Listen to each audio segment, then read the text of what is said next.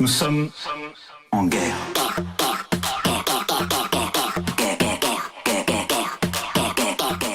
La guerre revient sur notre continent, nous devons tous en être conscients, Martel, Masson de Rothschild, en prenant le soin de nous apprendre nos responsabilités face à l'histoire. Lui qui se réjouissait plutôt être le dépositaire de notre sens du devoir. Il va même jusqu'à nous parler de lâcheté que tu intègres bien de quoi tu seras accusé si demain tu ne rentres pas dans le rang. Alors que toi-même tu sais que tu es le courage et la bravoure personnifiés. Il n'y a qu'à voir comme tu te dresses contre l'injustice et les pires criminels que la terre ait jamais portés, au péril de ta vie et de ton intégrité, fidèle à toi-même comme tu l'as toujours été. Félicite-toi donc, peu d'hommes sont de ta trempe et de ton acabit, et tu mérites tous les honneurs. C'est donc le regard noir que ton président, largement élu démocratiquement, à l'unanimité et dans ton intérêt, nous en sommes persuadés, t'enjoint de te préparer psychologiquement, toi et tes enfants, à être envoyés sur le front pour combattre pour tes valeurs de liberté et de dignité humaine. Il assure que lui-même sera en tête de régiment et que si Chybrit pouvait enfanter, il les enverrait sans hésiter, de quoi te faire considérer tes perspectives d'avenir et profiter de l'instant présent comme si c'était le dernier.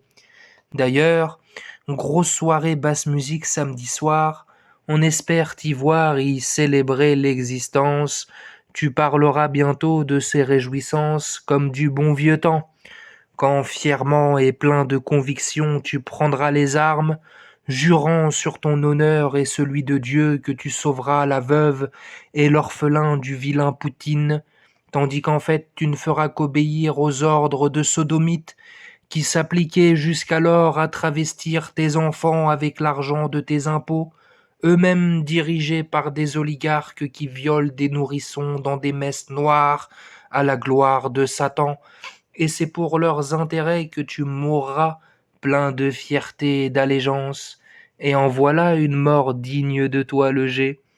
Au prochain épisode, je te parle d'efforts de guerre, entendre par là de tes allocations et de ton chômage en temps de guerre, et de la loi de programmation militaire qu'ils ont discrètement votée à l'unanimité pendant les émeutes en réponse à la mort de Naël, ce petit ange parti trop tôt. La chevalerie française vous salue.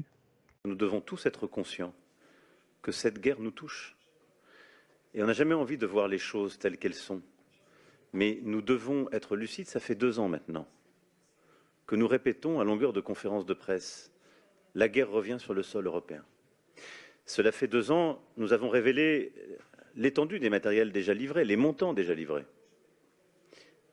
Est-ce notre guerre ou n'est-ce pas notre guerre? Pouvons-nous nous détourner, considérer que les choses peuvent continuer à se jouer? Je ne crois pas. Et donc, c'est un sursaut stratégique auquel j'ai appelé et que j'assume pleinement. Il nous faut être lucides sur la réalité de la situation qui se joue en Europe, les risques qui sont à l'œuvre et ce que nous devons assumer. Je suis convaincu que, justement, la clarté assumée de ces propos est ce dont l'Europe avait besoin. Mais allez plutôt demander au président Poutine ce qu'il est prêt à ne pas faire. Qui a lancé la guerre en Ukraine? Vladimir Poutine. Qui menace, quoi que nous fassions, quoi que nous disions, avec l'arme nucléaire? Le président Poutine. Tournez-vous tous vers lui pour savoir, lui, quelles sont ses limites stratégiques. Mais si chaque jour nous expliquons quelles sont nos limites, face à quelqu'un qui n'en a aucune et a lancé cette guerre, je peux déjà vous dire que l'esprit de défaite est là qui rôde, pas chez nous. Nous abordons à coup sûr un moment de notre Europe où il conviendra de ne pas être lâche. On ne veut jamais voir les drames qui viennent. On ne veut jamais voir ce qui se joue. Et je crois que nos 2 pays ont conscience de ce qui est à l'œuvre en Europe. Le fait que la guerre est revenue sur notre sol, que des puissances devenues inarrêtables sont en train d'étendre la menace, chaque jour de nous attaquer nous-mêmes davantage. Et il nous faudra être à la hauteur de l'histoire et du courage qu'elle implique.